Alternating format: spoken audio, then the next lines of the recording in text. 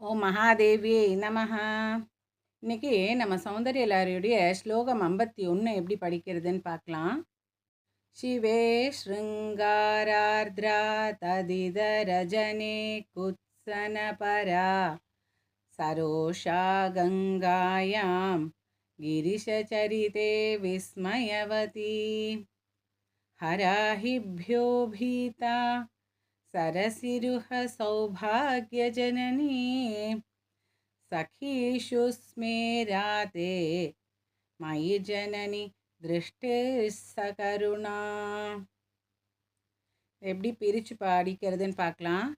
சிவே ஸ்ருங்காரார்த்ரா, ஸ்ருங்க ஆரார்த்ரா, ததித ரஜனே குத்சனப. இதன் முழு தொகுப்பிற்கு சேனலை சப்ஸ்கிரைப் செய்யவும். ஓம் மகாதேவியே